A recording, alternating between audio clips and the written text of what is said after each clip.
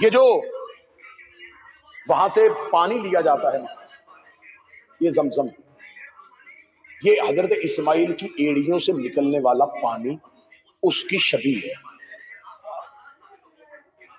اور میں آپ کی معلومات میں اضافے کے لیے یہ بیان کر دوں کہ وہ جو آب زمزم، وہ جو زمزم اسماعیل نے نکالا تھا وہ بند ہو گیا تھا، یہ پھر عبد المطلب نے نکالا تھا۔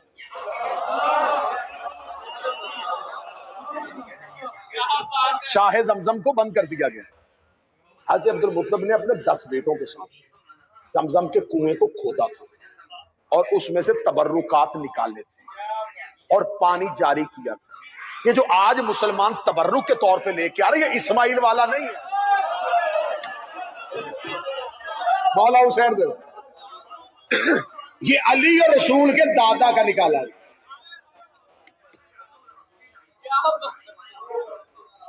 یہ سارے کے سارا اسلام، خانہ کعبہ جس کی طرف منہ کر کے سجدہ کرتے وہ بھی اصل نہیں، وہ بھی ماڈل ہے، شبیہ ہے بیت المعمور۔ جیسے عرش پہ بیت المعمور فرشتوں کا کعبہ، ویسے زمین پہ بیت اللہ انسانوں کا کعبہ، یہ بھی شبیہ ہے۔ اور یہ جو منبر مسجدوں میں رکھا جاتا ہے یہ منبر بھی شبیہ ہے۔ رسالت مآب کو ایک صحابی نے رسول مسجد میں کھجور کے ستون کے ساتھ کھڑے ہو کے خطبہ دیا کرتے تھے۔ ایک صحابی یمن سے آیا، کاروبار اس کا اچھا تھا، اس نے وہیں پہ مدینے میں بیٹھ کے ایک منبر بنوایا اور اس نے کہا مناسب نہیں لگتا کہ آپ کھڑے ہو کے تقریر، آپ بیٹھ کے خطبہ دیں۔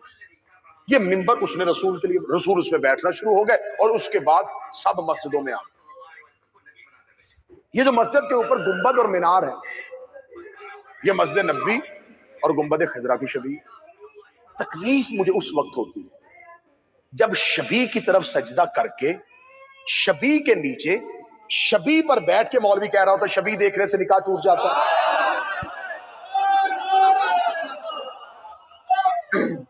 شبیہ کو سجدہ کر کے شبیہ کے نیچے اور شبیہ کے اوپر بیٹھ کے،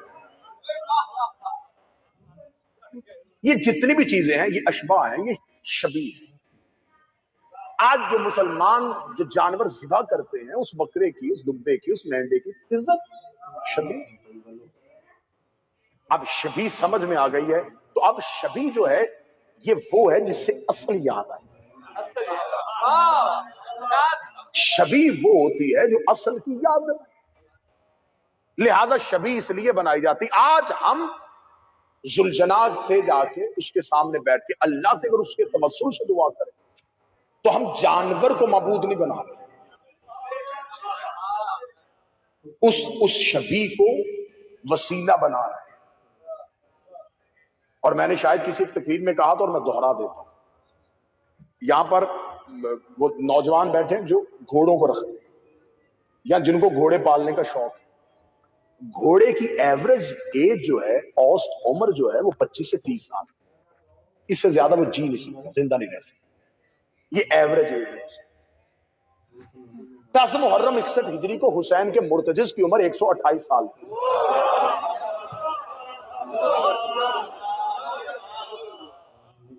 جن بندوں نے ہاتھ اٹھائے ان کا میں شکریہ ادا کرتا ہوں، اور جو تھوڑا سا پریشان ہوئے انہیں میں ایک تحفہ اور دیتا ہوں۔ آپ 128 سن کے پریشان ہو گئے، آج 1528 سال ہے۔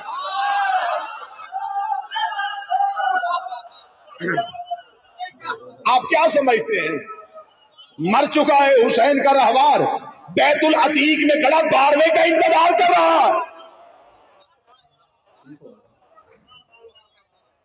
اور اہل سنت کے رائٹر راغب اصفہانی نے لکھا، اس نے اہل بیت کے اور آل محمد کے ہاں جو جانور تھے ان کی فضیلتیں لکھی،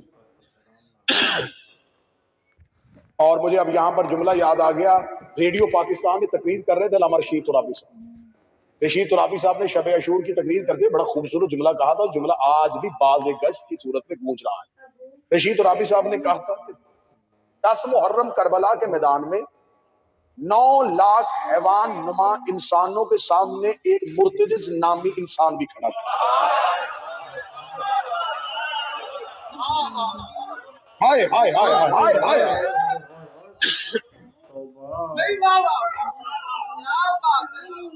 راغب اصفہانی نے لکھا اپنی کتاب میں، انہوں نے کہا کہ 10 محرم حسین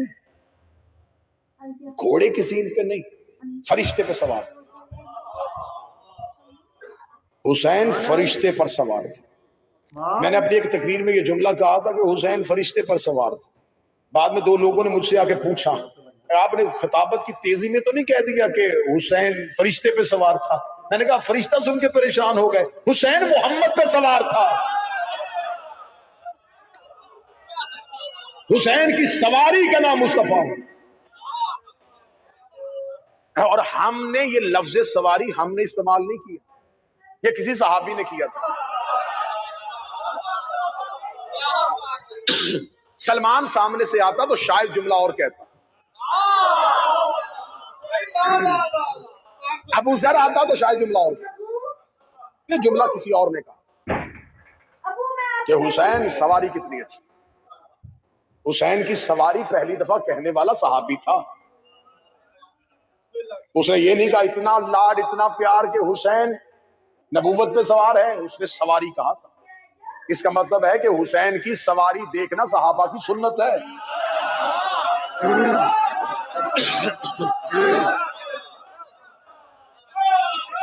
یہ پہلی دفعہ